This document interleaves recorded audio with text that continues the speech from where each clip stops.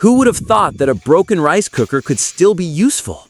Instead of throwing it away, let's turn it into something useful again. Because in creative hands, used items can have a second life. Now we come to the most important part, the part that will amaze you. Who would have thought that a simple broken tool could be transformed into something truly useful? The first step is to cut off the top of the used bucket. This piece will be used as the main mold for the cement. Make sure the cut is neat so the final result will look good and precise.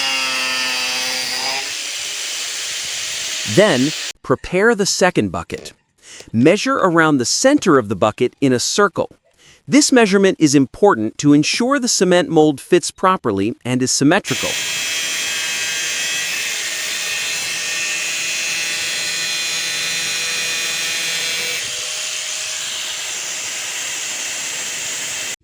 Make sure that after cutting the second bucket, it looks perfect and precise, because it will affect the printing process. After the bucket section is cut, we'll drill a hole in the side of the bucket. This hole will serve as a support so the cement mold can be filled with iron before the casting process.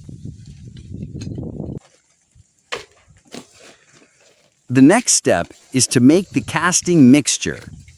Mix cement and sand in a ratio of about 1 to 2. Stir until smooth, then add water little by little.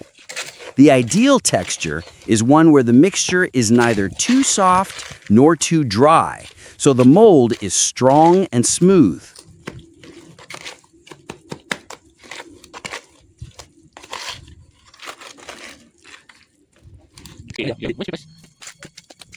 Once the cement and sand mixture is thoroughly mixed, we move on to the most stressful stage, casting. This step must be done carefully.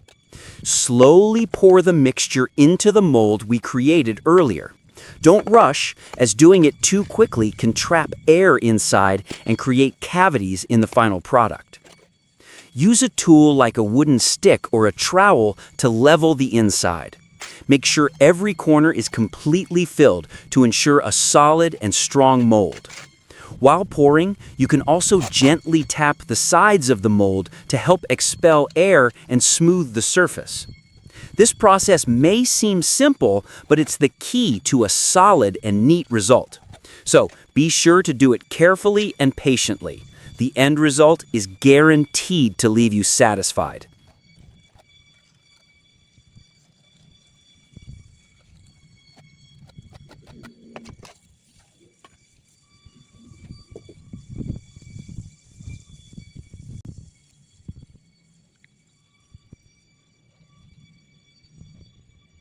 Once all the molds are filled with dough, let them dry completely. This drying process shouldn't be rushed. The more patient we are, the stronger and less likely to crack.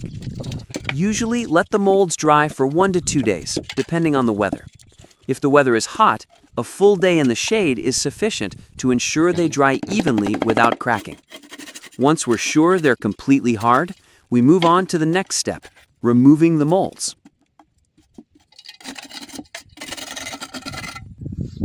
Now we'll prepare the main part of the used rice cooker, the heating plate. This part was previously used to heat rice, and now we'll reuse it as a heat source for our project. First, make sure the heating plate is clean and rust-free. Next, connect 2 wires to the heating terminals. Use wires of the appropriate size to ensure a safe and stable flow of electricity. Now it's time to test it out. This homemade electric stove made from recycled materials is ready to use. Connect the cable to a power source and lo, the heating plate starts working, slowly heating up like a real stove.